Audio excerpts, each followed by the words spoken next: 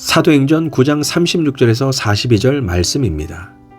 요배에 다비다라 하는 여제자가 있으니 그 이름을 번역하면 도르가라. 선행과 구제하는 일이 심히 많더니 그때 병들어 죽음에 시체를 씻어 다락에 누이니라. 루다가 요바에서 가까운지라.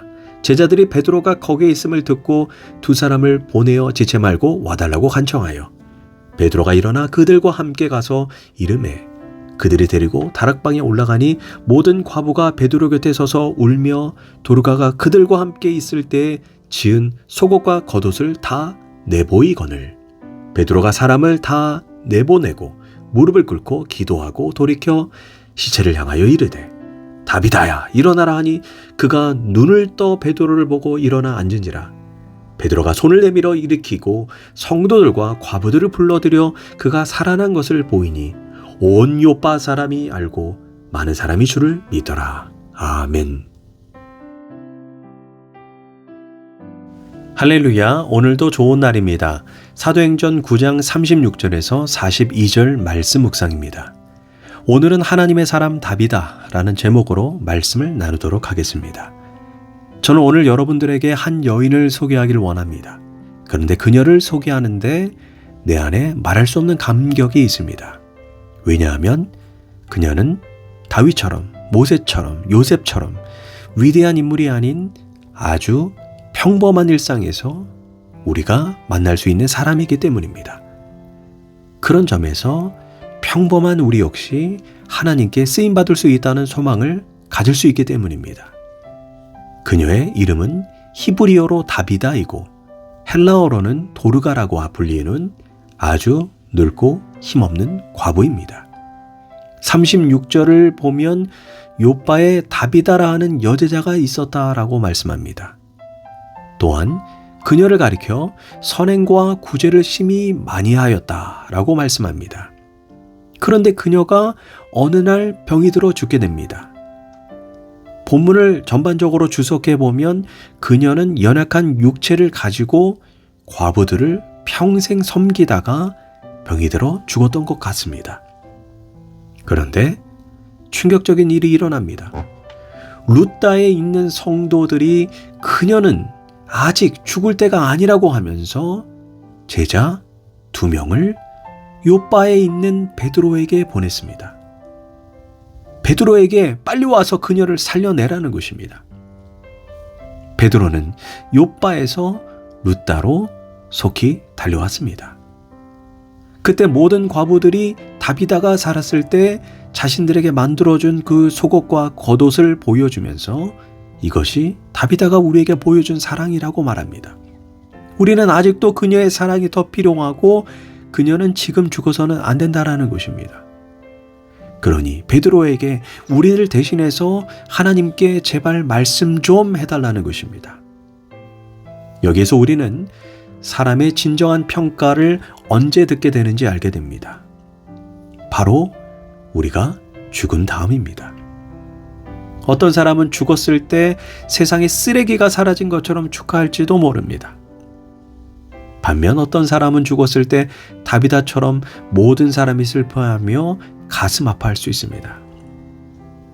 우리가 공동체에서 봉사를 드릴 때 진정한 평가를 언제 듣습니까?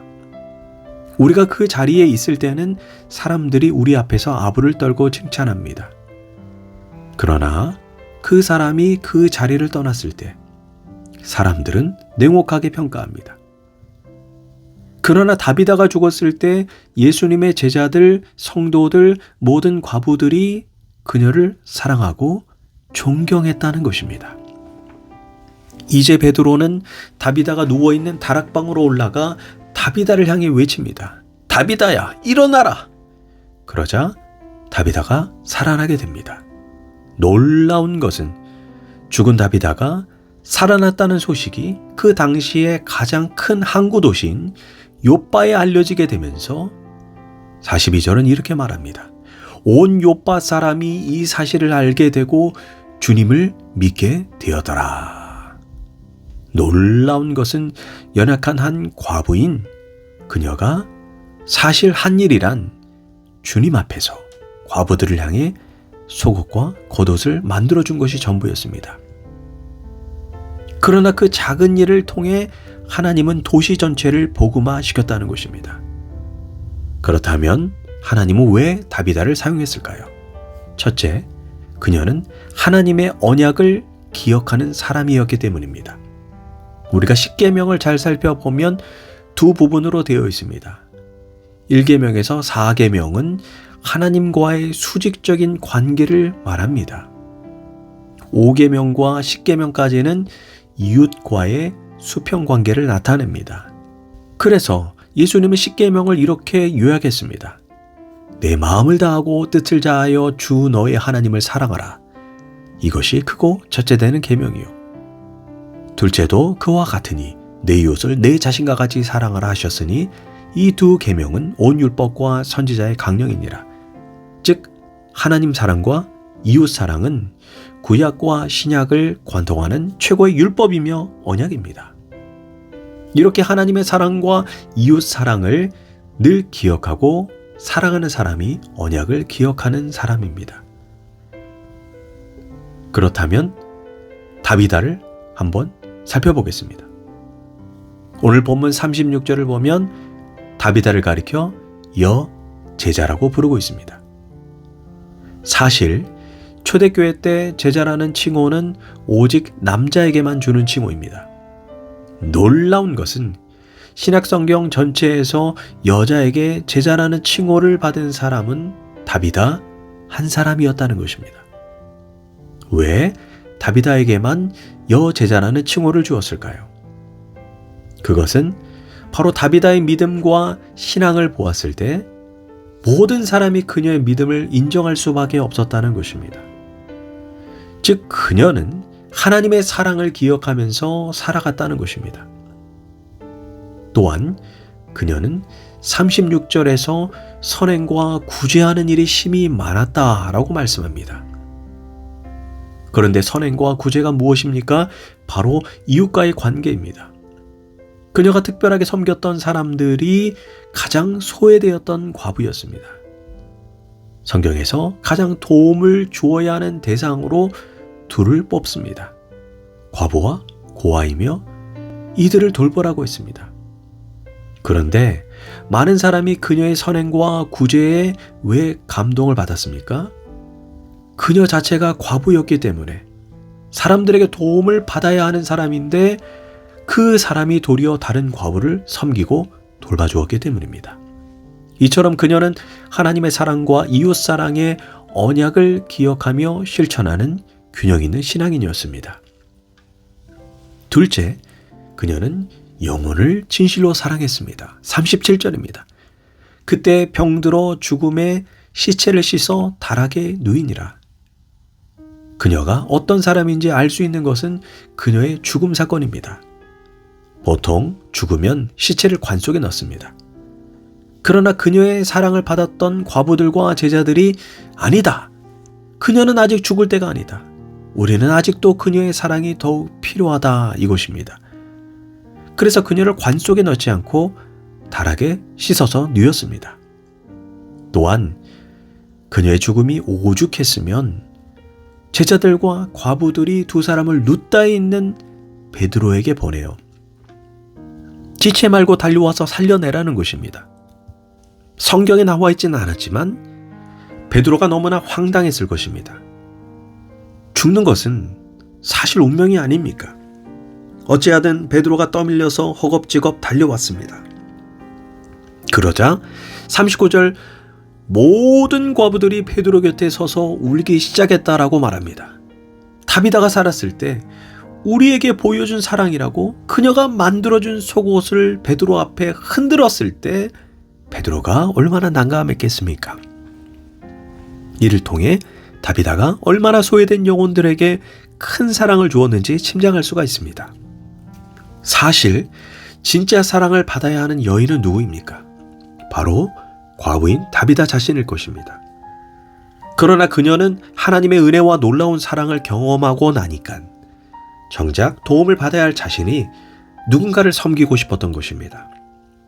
그녀는 자신이 할 수 있는 것이 무엇인가 생각해보니 바느질이었습니다.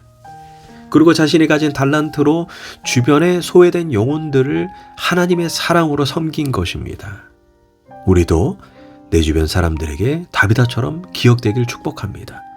아, 그 장로님, 그 권사님, 그 집사님 정말 내게 큰 사랑을 주었어. 아, 그 권사님 생각하면 너무나 고맙고 가슴이 뭉클해져. 아, 그 지역장님 아니면 지금 내가 여기 있지 못했을 거야. 우리 역시 주변 사람에게 이렇게 사랑으로 기억되길 축복합니다. 마지막으로 그녀는 비전이 있었습니다. 저는 지금껏 사람들을 만나면서 자신의 비전이 10년 이상 가는 사람들을 만나보지 못했습니다. 대부분 3년, 적게는 1년을 넘기지 못하고 대부분 포기했습니다. 그러나 다비다는 자신이 죽는 날까지 자기의 소명인 과부를 평생 섬기다가 죽음을 맞이했습니다.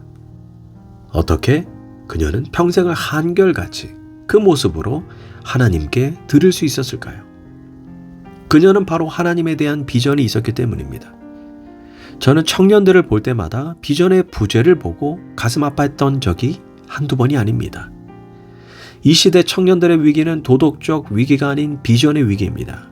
비전이 없고 꿈이 없으니까 도덕적으로 위기를 맞는 것입니다. 고로 우리는 주님 앞에 기도로 하나님의 비전을 받아야 합니다. 그런데 우리가 비전을 가지지 못하는 가장 큰 이유는 비전을 너무나 황당하게 잡았기 때문에 중도하차를 하는 것입니다. 다비다의 비전을 보면 굉장히 구체적입니다. 성경에서 하나님께서 기뻐하는 경건은 고아와 과부를 돌보라고 되어 있습니다. 그런데 다비다는 거기에서 과부를 붙잡았고 과부를 집중했습니다. 그렇다면 누군가는 고아를 돌볼 사람이 있어야 하지 않겠습니까? 만약 내가 섬김의 비전이 있다면 아프리카를 내가 섬기겠다, 중국을 내가 섬기겠다 이렇게 말하기 전에 구체적으로 나와 함께 신앙 여정을 걸어가는 공동체에서부터 시작되어야 할 것입니다. 이처럼 우리는 다비다처럼 언약을 기억해야 하고 영혼을 사랑하고 비전의 사람이 되기를 축복합니다. 기도하겠습니다. 하나님, 우리도 다비다처럼 하나님을 기쁘게 하는 인생이 되게 하여 주옵소서. 예수님의 이름으로 기도합니다. 아멘.